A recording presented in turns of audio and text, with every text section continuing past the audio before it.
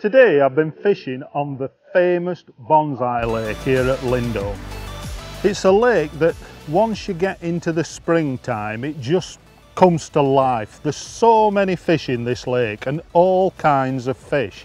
It is really fantastic fishing, and today I've just been fishing very simply maggots out of the hand, fishing a short pole.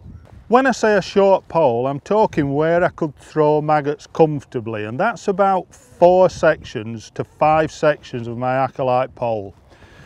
And this area is where you can keep everything quite tight. You can group the maggots very well and fish not through the water but fishing on the bottom. This is a different technique to what you'd fish if you were fishing mainly for roach or fish that feed in a roach type manner like small chub and hide and them type of fish.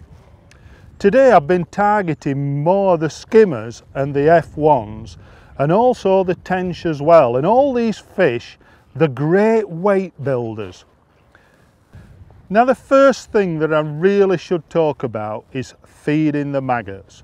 Around about a pint of maggots is the perfect hourly feed rate. So I'd be looking to feed maggots regularly. I'm pinching the maggots in the fingers and throwing the maggots into the swim.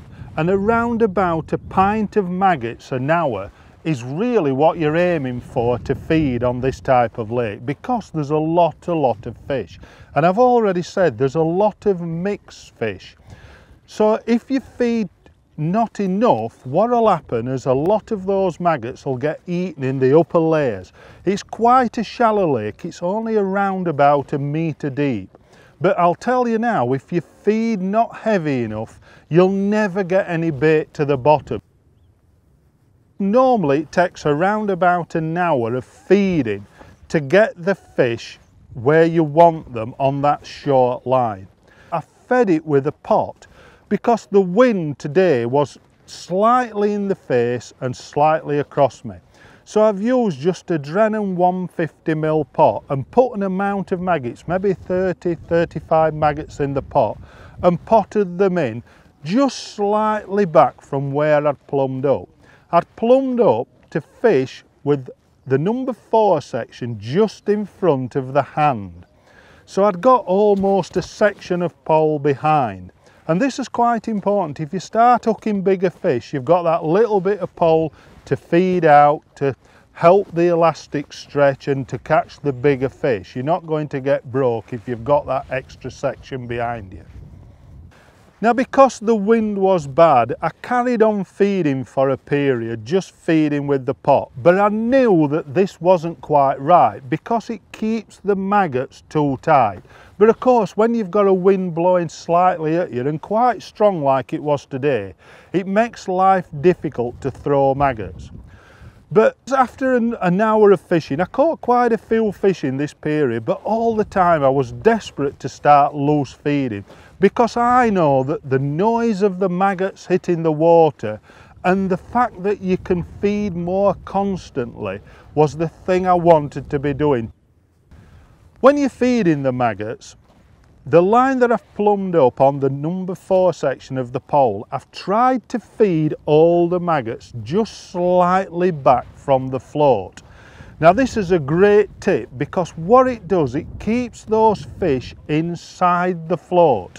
So you can imagine any fish that's swimming around in the maggots itself, you don't get as many line bites. So you don't foul up many fish at all because you're slightly on the perimeter of the maggots. And this is probably the most important part of fishing maggots short out of the hand.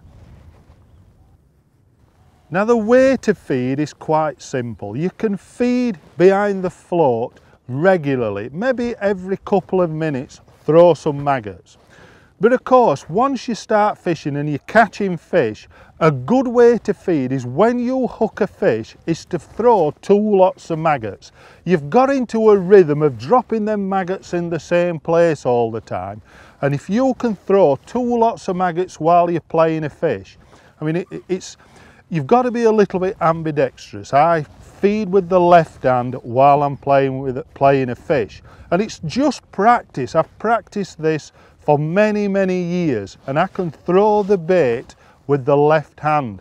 But of course, pinching the maggots in the fingertips and flicking underhand is how you feed.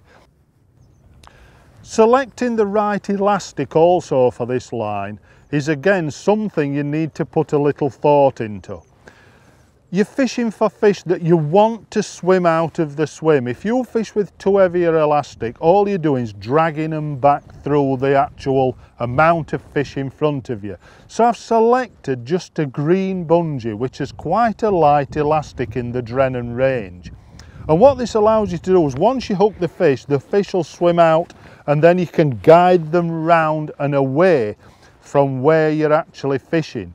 And you'll have noticed that the roller behind me was slightly set off to the side, and this again is because once I've hooked the fish I can guide it away from the shoal and then bring it back onto the roller, the pole, and guide that fish away from those feeding fish. So the elastic choice is a very important part of fishing short. The rig that I fished with was very positive. It's not like fishing through the water for roach or for F1s. You're wanting to arrive to the bottom quickly. So I fished with quite a big float. Even though it was only around 1 metre deep, I've used a 0.6 AS1 float. The wire stem on this float also helps it to stay in place in the swim. When you've got a wind like I had today blowing at me, a wire stem is quite important. A carbon stemmers allow that float to drift offline, but that wire keel holds it exactly where it wants to be in the swim. And the bristle's quite a thick bristle. It's a 1.5mm hollow bristle. And this allows you to read the float. Even though I'm fishing with maggots today, I've fished with a bunch of maggots, and 3 maggots have been the best hook bait to select the bigger fish.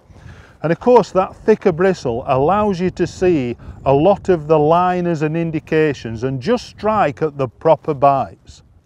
The S1 floats are from 0.1 of a gram up to 0.6 of a gram. And they are fantastic floats for fishing on the bottom when you're wanting to fish positively. The reason this method is so good, maggots will catch you everything. And today I've caught skimmers, tench, F1s, carp, big perch, eyed, chub and an odd barbel. Everything that swims eats maggots. Today we're a typical example of how good maggots out of the hand is. For the first hour I really struggled because of the wind to throw the maggots accurately. And I potted maggots with a big pot for maybe 1 hour, and all right, I caught, steadily. But as soon as I started to throw maggots just back from the float, my catch rate went through the roof. So it just shows you that, how important a technique this is to catch fish and draw them into the swim. Get out there and give it a try.